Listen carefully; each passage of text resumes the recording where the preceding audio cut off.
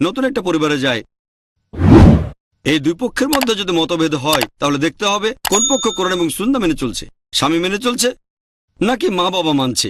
এর উপর ভিত্তি করে সিদ্ধান্ত নেবে। তবে দুজনেই যদি নিরপেক্ষ থাকে, দুই পক্ষই কোরআন সুন্নাহ মেনে চলছে, তাহলে যে কোনো এক পক্ষকে বোঝানোর চেষ্টা করেন, দৃষ্টিভঙ্গি বদলাতে, যাতে করে আপনি আপনার বাবা মার পাশাপাশি স্বামীকেও সন্তুষ্ট করতে পারেন।